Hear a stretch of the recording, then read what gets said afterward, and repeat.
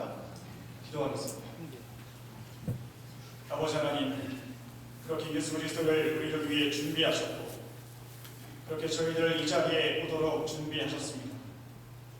예수 그리스도의 능력의 권능이 이 시간 충만하기를 원하오니 하나님 함께하여 주시옵소서. 아멘. 이에 목장을 통해 많은 영혼들이 예수님을 믿게 하시고 준비된 심령들이 주 앞에 나올 수 있도록 또한 인도해 주시옵소서. 이 시간에 있는 귀한 영혼들이 예수님의 말씀을 듣고 그 말씀 따라 살 수 있도록 전하는 자나 듣는 자나 그렇게 살게 해 주옵소서. 예수 그리스도의 이름으로 기도하옵나이다. 아멘. 마음이 붉은 것 같아서 그런 제목으로 잠시 말씀을 전하겠습니다. 우리가 사용하는 언어에는 힘이 있습니다. 언어는 서로 공감대를 형성하고 이해할 수 있는 깊은 유대감이라는 게 있습니다. 그리고 언어에는 함축적인 능력이라는 게 있습니다. 긴 말을 하지 않고 짧은 말을 해도 모든 의미가 통할 때가 있다는 것입니다. 언젠가 우리나라 각 지방의 방언을 살펴본 적이 있습니다. 각 지방의 방언에는 함축적인 능력이 기가 막히게 내재되어 있었습니다. 몇 가지 예를 들면 충청도에는 되슈라는 말이 있습니다. 충남 논산에 장례가 있어서 간 적이 있습니다. 얼마나 슬픈 일입니까? 상주에게 인사를 정중하게 드렸습니다. 얼마나 슬프십니까? 부활의 주님께서 집사님을 위로해 주시기를 원합니다. 정중하게 말씀을 드렸습니다. 몇 분이 이렇게 인사를 하시는데 어떤 성주님께서는 되시오 그러시는 거예요. 잘 가시오 그러시는 거예요. 됐다는 게 무슨 말인가. 나중에 생각해 보니까 잘 됐다 이런 의미였습니다. 여러 가지 의미로 사용이 됐습니다. 전라도에는 거시기가 있습니다. 예전에 광주에서 역시 장례가 있어서 내려갔습니다.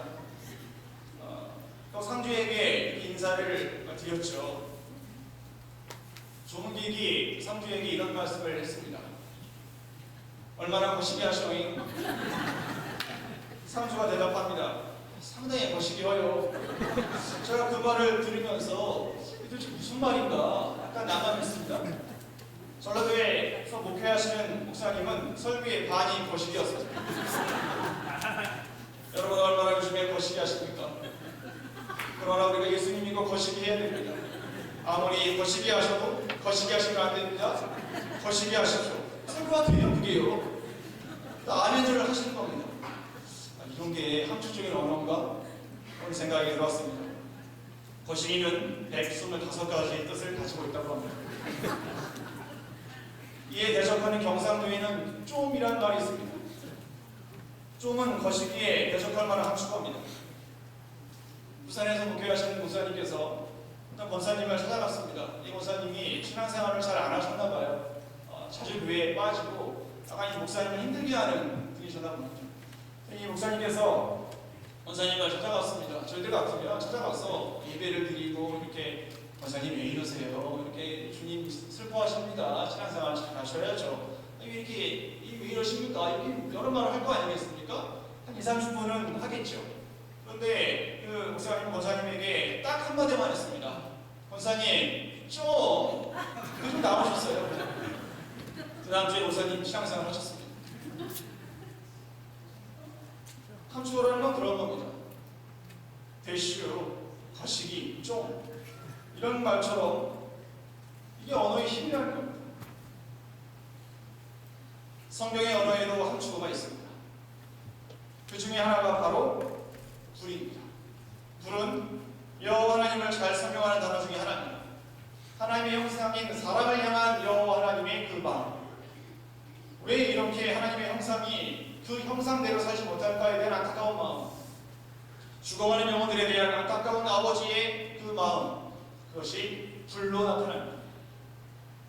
오늘 우리가 살펴보는 이 본문도 하나님의 마음을 불로 표현하는 장면입니다. 오늘 본문 28절에 이런 구절이 있습니다. 성경이 이 사건을 이렇게 정리합니다. 온 이스라엘이 왕이 심리하여 판결함을 듣고 왕을 두려워하였으니 이는 하나님의 지혜가 그의 속에 있어 판결함을 보이더라. 이런 말씀을 합니다. 그의 속에 뭐가 있다고요? 하나님의 지혜가 있었다. 이렇게 말씀합니다. 성경은 이 재판 내용을 비교적 상세하게 기록합니다.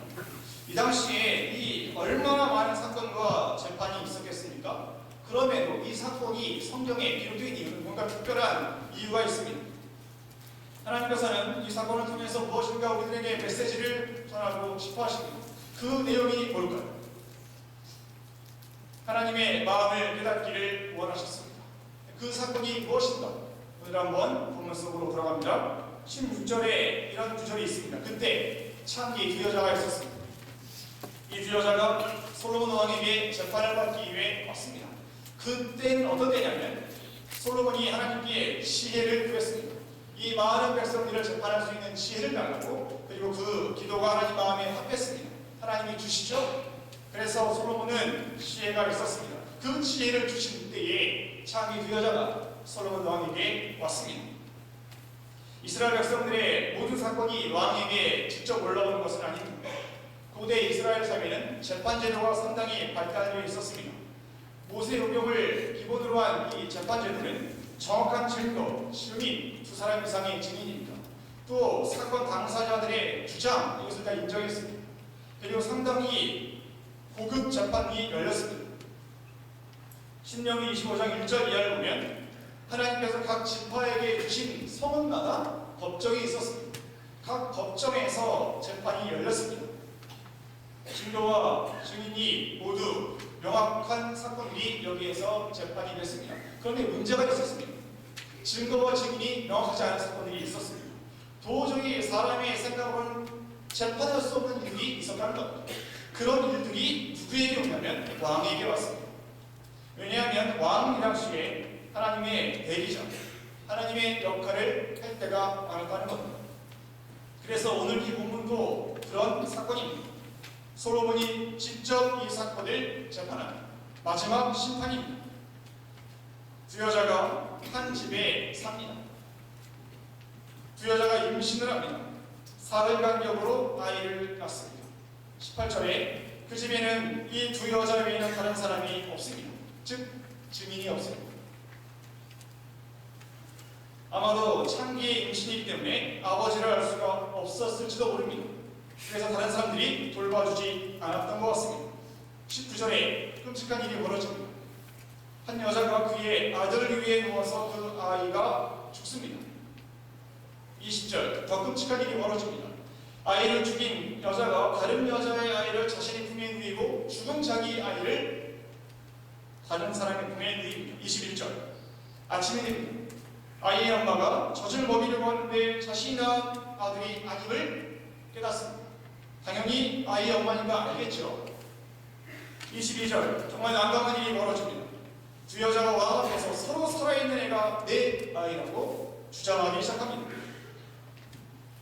도무지 해결할 수 있는 길이 없었습니다. 예전에 이 이야기를 들은 한 초등학생이 저한테 병원에 가서 확인하면 되지 그걸 뭐하러 이렇게 힘들게 하냐고 그렇게 얘기한 적이 있어요. 그러나 여러분 지금 이때는 지금부터 약 3,000년 전입니다. 3,000년 전에는 우리가 생각하고 있는 병원이 없어요. 그렇기 때문에 이게 객관적으로 판별할 수가 없는 겁니다. 아예 아이들의 아빠라도 있으면 그나마 찾을 수 있겠지만 그렇게 할 수도 없는 겁니다. 두 사람 다 참깁니다. 이 기가 막히고 어려운 상황에 처한 솔로몬은 23절에 이 여자는 이렇게 말하고 저 여자는 저렇게 말하는데 이거 어떻게 해야 되느냐 난감해요. 도저히 객관적으로 과학적으로 알 수 없는 이 사건 솔로몬은 어떻게 할까요? 주신 지혜를 사용합니다. 그 주신 지혜가 무엇이냐면 하나님의 마음인데 바로 불입니다. 불을 사용합니다. 하나님의 형상인 사람에게 그 중에서도 엄마의 가슴 속에 있는 그 불을 솔로몬이 사용합니다. 25절에 사나이를 둘로 나누어 반은 이 여자에게 주고 반은 저 여자에게 주라. 아이를 칼로 반으로 나누라고 합니다. 하나님의 지혜가 있으면 누가 저 아이의 엄마인지 금방 알 텐데 우리 그런 생각을 하지 않겠습니까? 하나님의 지혜가 있습니다. 그러면 금방 알 수 있겠죠. 누구인지요. 그런데 솔로몬은 이상하게 이렇게 판결합니다. 칼로 아이를 자르라는 겁니다. 그리고 나눠주라는 겁니다. 뭔가 주시고자 하는 메시지가 이 안에 있는 겁니다. 26절에 아들을 향한 불을 가진 엄마와 그렇지 못한 엄마가 완전히 나뉩니다. 어떻게 보면 성경에서 가장 드라마틱한 장면이라고도 볼 수 있습니다. 한번 다 같이 26절을 읽겠습니다. 26절 읽습니다. 시작. 하나님의 어머니는 여자가 그 아들을 위하여 마음이 불붙는 것 같아서 왕께하여 청하건대 내 주여 사나이를 그에게 주시고 아무쪼록 죽이지 마옵소서 하시되 다른 여자는 말하기를 내 것도 되게 말고 내 것도 되게 말고 나중에 하라 하는지라. 분명하게 달립니다. 사나이의 엄마는 차라리 저 여자에게 내 애를 주더라 죽이지 말라는 겁니다. 왜요? 마음이 불붙는 것 같아서. 내 새끼를 어떻게 죽이겠습니까?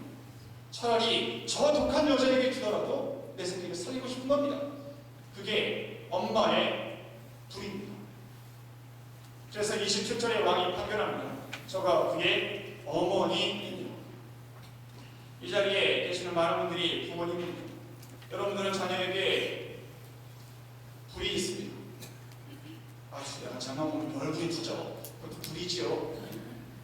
그러나 보통 부모님들은 애만 보면 이상하게 눈물이 나고 잠자고 있는 애만 보면 왠지 안쓰럽고 그냥 보기만 해도 눈물이 나고 저게 살아보시할 수 있을까? 이 험한 세상 살 수 있을까? 그런 마음이 들죠. 이게 바로 마음의 불입니다. 26절에 마음이 불붙는 것 같았습니다. 이 구절은 구약 성경에 두 번 더 쓰입니다. 이 구절이 어떻게 쓰였는가를 한번 보시겠습니다. 예레미야 20장 9절의 말씀입니다. 예레미야 20장 9절 한번 다 함께 읽어보겠습니다. 다 함께 읽습니다. 시작. 내가 다시는 여호와를 선포하지 아니하며 그 이름으로 말하지 아니하면 나의 마음이 불불 같아서 볼수에 삼으시니 답답하여 견딜 수 없나이다. 즉 예레미야가 이 단어를 씁니다. 예레미야는 멸망이 가는 종 남유다를 향해 복음을 전하지 않으면 내 마음이 불붙는 것 같다 이렇게 말합니다. 즉 그 어머니가 쓴 단어를 그대로 씁니다. 내 마음이 불붙는 것 같아서 견딜 수가 없다 이렇게 말합니다. 또한 구절이 호세아 11장 8절에 나옵니다. 호세아 11장 8절도 같이 읽어봅니다. 자, 읽습니다. 시작.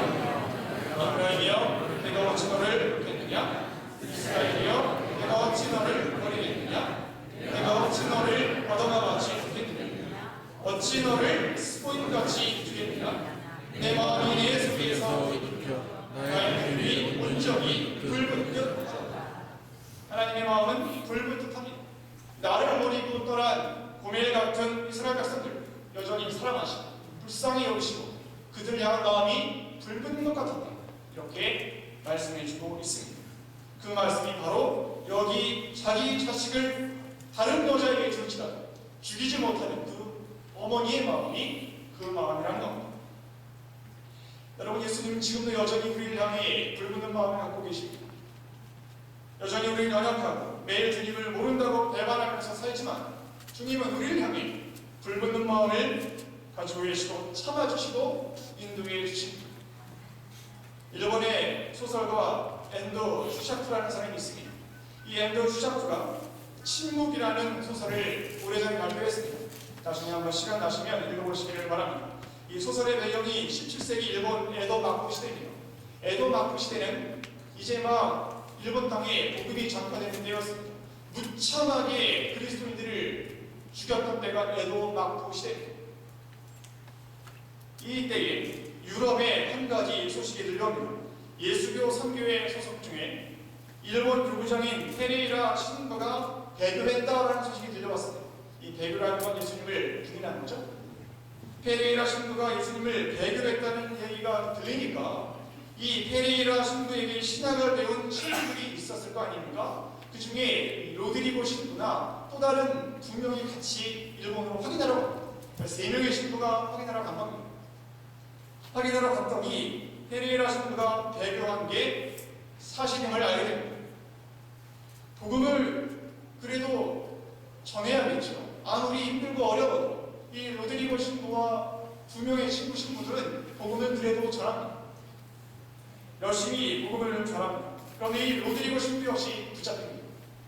극심한 고난을 받습니다. 많은 고문을 받습니다. 자기만 고문을 당하면 괜찮은데 자기 때문에 예수 믿은 농민 일본 사람들도 같이 고문을 받고 있는 겁니다. 도저히 볼 수 없을 정도로 끔찍한 고문을 가하고 있는 겁니다. 어떻게 해야 좋을지 몰랐습니다. 일본 정부는 로드리고 신부에게 이렇게 말합니다. 당신이 만약에 예수를 부인하면 저 사람들 살려주겠다. 이렇게 회유했습니다. 로드리고 신부는 마음이 괴로웠습니다. 여러분 같으면 어떻게 하시겠습니까? 나만 예수님을 부인하면 저 사람들은 살 수 있습니다. 도저히 못하겠다 그랬습니다. 마지막으로 일본 정부에서 이렇게 말합니다. 여기 예수님의 초상화가 있다. 이걸 밟고 지나가. 그러면 살려주겠다. 여러분 어떻게 하시겠습니까? 그날 밤에 예수님께서 로드리고 신부에게 이렇게 말씀하셨습니다. 밟고 지나가. 밟고 지나가서 저 사람들을 살려. 저 사람들을 살려줘야 됩니다. 이렇게 말씀하셨다는 겁니다.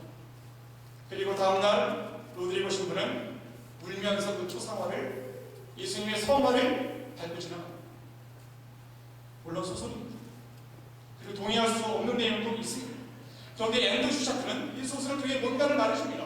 그건 뭐냐면 예수님이 자신을 죽이고 우리를 살리셨다는 겁니다. 우린 이 부분을 꼭 기억해야 됩니다. 예수님은 자신을 죽였습니다. 그리고 우리를 살렸습니다. 성경을 보면서 많은 궁금한 내용들이 있습니다. 그 중에 한 가지가 이런 겁니다. 어떻게 예수님은 십자가에 달렸는데 나머지 제자들이 다 무사했을까요? 십자가형이라는 건 아시겠지만 로마의 반역죄인들이 죽는 사형틀입니다. 자기만 죽는 게 아닙니다. 연좌제입니다. 연관된 모든 사람들을 싹 다 죽입니다. 이게 십자가형의 무서운 겁니다. 나만 죽는 게 아니라 나와 연관되어 있는 사람들은 다 죽습니다. 그러면 예수님만 죽어서는 안 되죠.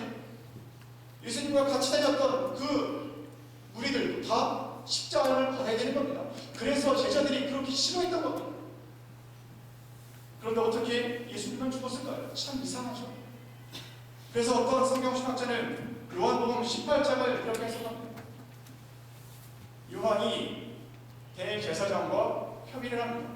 요한복음 18장을 잘 보시면 요한과 대제사장이 그때 서로 잘 아는 사이라고 했습니다. 요한이 대제사장과 협의를 합니다. 대표로 베드로가 예수 그리스도를 예수님의 면전에서 부인하면 너희들은 다 살려주겠다. 예수 그리스도 앞에서 예수님을 부인하면 너희들은 다 살려주겠다는 겁니다. 이것에 대한 예수님의 반응이 어땠을까요? 누가복음 22장 61절 주께서 돌이켜 베드로를 보셨습니다. 예수님께서는 베드로를 노려보는 것이 아니라 나를 배신하고서라도 살아서 내 형제들을 듣게 하라. 살아서 복음을 전하는 사람이 되라. 사랑과 긍휼의 눈빛으로 베드로를 보셨던 겁니다. 그리고 베드로는 그것을 깨닫고 밖에 나가서 심히 통곡했습니다. 여러분, 성경은 나를 부인하고 예수님만 드러내야 한다고 말합니다. 하지만 우리는 반대입니다. 예수님을 부인하고 나를 드러냅니다. 오늘 본문에 나온 이 독한 여자처럼 불쌍한 어린애를 칼로 반으로 잘라서 내 것도 되지 말자. 우리는 이렇게 사는지도 모릅니다. 그러나 성경은 오늘을 살아가는 우리들에게 이 어머니를 통해 우리 가슴에 뭐가 있는지를 물어봅니다. 영혼을 향한 불붙는 마음이 있는가? 이렇게 반문합니다. 이 불붙는 마음이 신약 성경에서는 어떻게 다시 재해석될까요? 그것이 그 유명한 로마서 5장 8절입니다. 로마서 5장 8절을 다 함께 읽습니다. 로마서 5장 8절 읽습니다. 시작. 우리가 죄인되었을 때에 그리스도께서 우리를 위하여 죽으심으로 하나님께서 우리에 대해 확증하셨느니라. 이 부분을 잘 보십시오. 중요한 단어가 나옵니다. 바로 확증이라는 단어입니다. 이 단어는 상당히 중요합니다. 왜냐하면 조금 전에 우리가 봤던 이 가슴에 불붙는 듯한 이 단어가 여기에 다시 쓰입니다. 이 확증이라는 말은 이런 겁니다. 영어 어디서부터 나오죠? 시위하답니다. 시위하다. 하나님께서 자신의 이 불을 보여줄 수가 없습니다. 이 답답한 하나님의 이 마음을 보여줄 수가 없죠.